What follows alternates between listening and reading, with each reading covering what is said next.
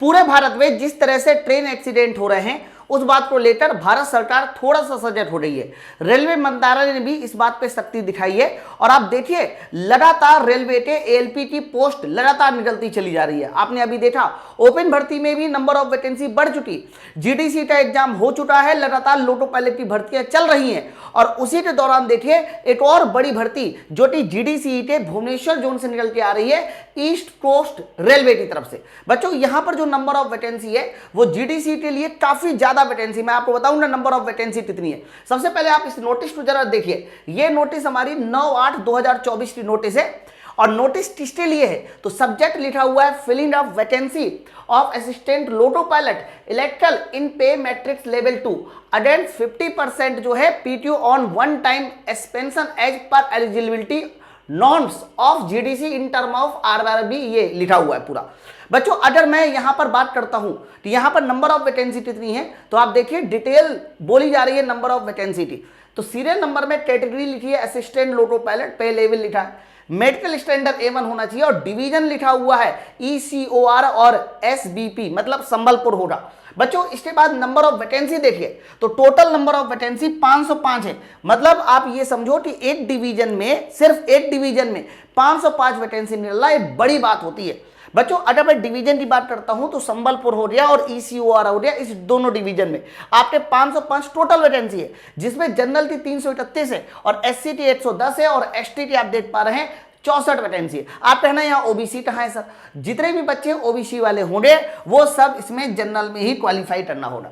अब क्या इसका सिलेबस वही है जो पहले जैसा था या फिर कोई बदलाव है उसको भी देख लेते। बच्चों अगर एलिजिबिलिटी की बात करते हैं तो एलिजिबिलिटी इन्होंने साफ साफ लिखा हुआ है कैंडिडेट शुड, देख लीजिए candidate should be a regular employee of SBP division, मतलब या आप इन दोनों डिवीजन में से किसी एक डिवीजन के एम्प्लॉय होने चाहिए, वो भी रेगुलर एम्प्लॉय। आपको पहले भी बताया जा चुका है रेगुलर एम्प्लॉय का मतलब यही होता है कि जिसका 2 साल का सर्विस पीरियड खत्म हो चुका हो। अच्छा बच्चों इसके बाद अगर आप बात करते हैं थोड़ा और नीचे आते हैं और मेडिकल के बारे में सबको पता है कि A1 मेडिकल है।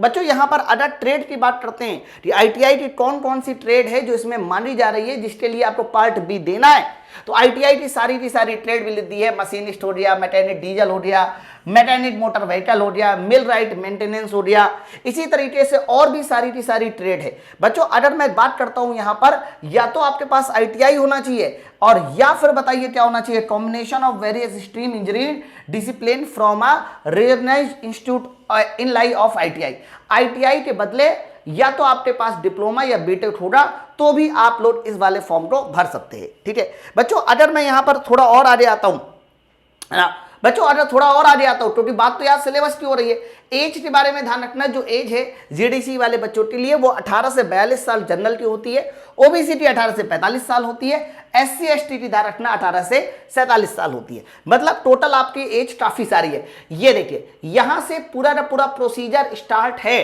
और ये वाली लाइन ही सबसे ज्यादा इंपॉर्टेंट है।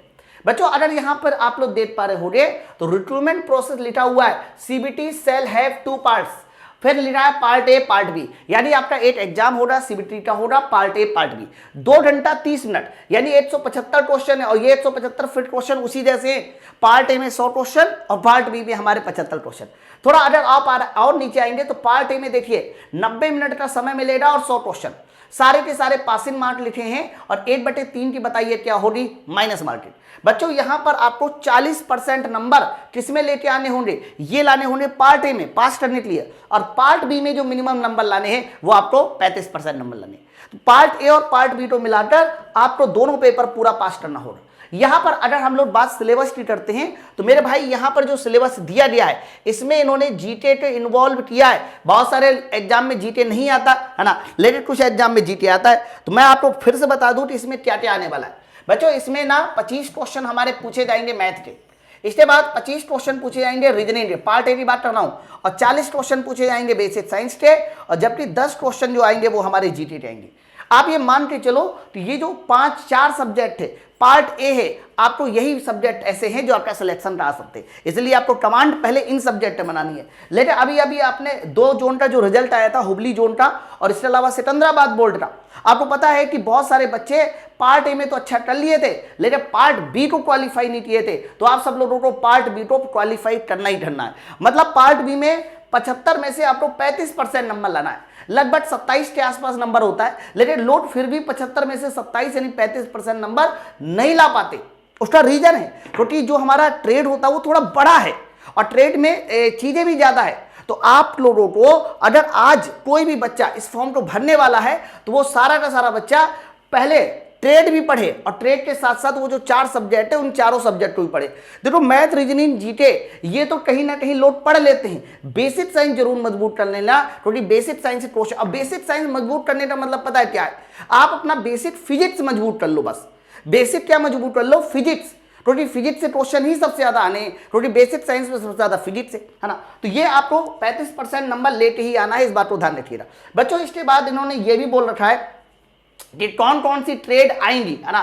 तो उन्होंने पार्ट बी के लिए देख रखा है कि इलेक्ट्रिकल, इलेक्ट्रॉनिक, मैकेनिकल, अच्छा मैकेनिकल वाले भी है, ऊपर मैकेनिकल नहीं लिखा था, तो ये इलेक्ट्रिकल, मैकेनिकल सारे बच्चे कौन कौन सी ट्रेड ले सकते हैं, जैसे कि इलेक्ट्रिकल इंजीनियरिंग वाले बच्चे कौन सी ट्रेड ले सकते हैं, मैकेनिकल वाले बच्चे, ऑटोमोबाइल वाले बच्चे कौन सी ट्रेड ले सकते हैं, ये हो गया बच्चों। इसके बाद ना इन्होंने एक और चीज बोली है, देख लीजिए सर, जैसे ही आपका सीबीटी का एग्जाम होगा, कंप्यूटर बेस्ड टेस्ट हो जाएगा, उसके बाद ना आपका साइटो भी होगा, साफ साफ लिखा है कि सी बैट भी होगा।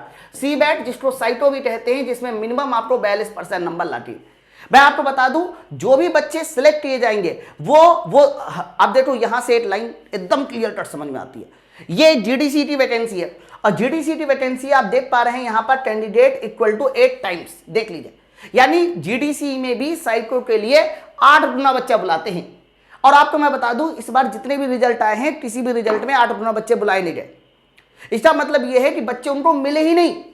तो जीडीसी में अगर आप थोड़ा भी अपने ऊपर पढ़ाई पे ध्यान देते हो तो आप ये मानिए कि ग्रुप डी की नौकरी तो छोड़कर आप तुरंत एएलपी की नौकरी बना सकते हो, यानी 30,000 की सैलरी डायरेक्ट हमारी 50,000, 60,000 तक जा सकती है। आप बात समझो, तो ये 8 गुना बच्चे लेने हैं। तो आपको मैं बता दूं, कोई भी बच्चा अगर 100 में से पार्ट ए में 40 नंबर ले आता है और 75 में से उसमें 27 नंबर के आसपास ले आता है, आप ये मान के चलो उसका सिलेक्शन हो गया।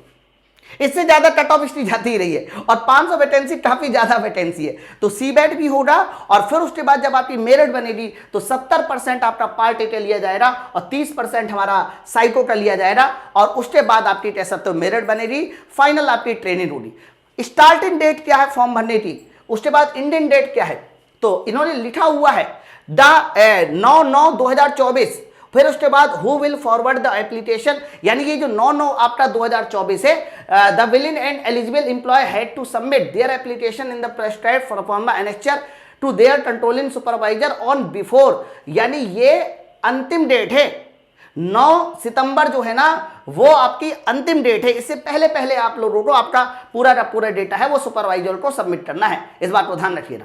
ओके, तो ये सारी की सारी डेटें आप लोग को क्लियर हो जानी चाहिए, आपको याद करना है। तो ये सारे फॉर्म आप भर दीजिएगा और बहुत कायदे के साथ इसको सबमिट करिएगा। सबमिट करने के बाद लास्ट में ऐसा कुछ नहीं है जो आपको बहुत ज्यादा हो, जनरल इंस्ट्रक्शन लिखें। मैं आपको बता दूं, तैयारी ना पार्ट ए की करनी है, आपको पार्ट बी की करनी है और अभी से करना शुरू कर दीजिए। कोशिश कीजिए कि किताबों को आप अपनी ड्यूटी पर लेते जाए, वहीं पर आप किताबें पढ़े।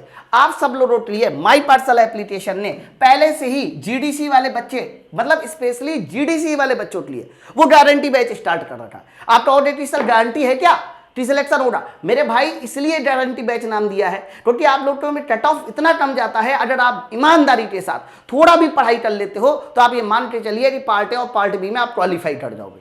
तो बच्चों इस गारंटी बैच में क्या है, आपको मैथ की क्लास, आपको रीजनिंग की क्लास, आपको जीके की क्लास और इसके अलावा बेसिक साइंस, इंजीनियरिंग, ड्रॉइंग और इसके अलावा ट्रेड, पार्ट ए का मॉक टेस्ट, पार्ट बी का प्रैक्टिस बैच, पार्ट ए का प्रैक्टिस बैच, ये सब कुछ आपको इस गारंटी बैच में मिलने वाला है। तो आप लोग ये गारंटी बैच आज से ही ज्वाइन कर लीजिए, पढ़ाई करना शुरू कर दीजिए। और इसके अलावा आपको एप्लीकेशन डाउनलोड करना है माई पाठशाला एप्लीकेशन डाउनलोड करें। वहां पर आप लोगों को जैसे ही गारंटी बैच ज्वाइन करेंगे तो एक छोटा सा कूपन कोड लगाना पड़ेगा, योडी10 जैसे ही लगाएंगे तो डिस्काउंट के साथ आप अपने इस बैच को ज्वाइन कर सकते हैं। या फिर किसी भी तरह की कोई इंक्वायरी लेनी है तो आप 9696-102-411 इस नंबर पे फोन भी कर सकते हैं।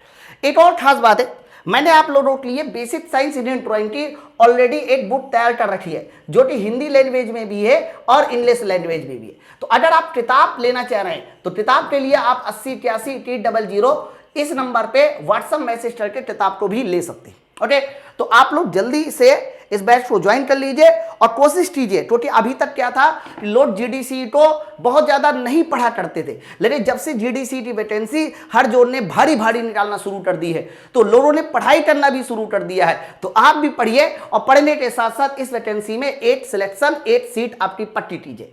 चलिए फिर मिलते हैं नेक्स्ट वीडियो में नेक्स्ट अपडेट के साथ। Thank you very much.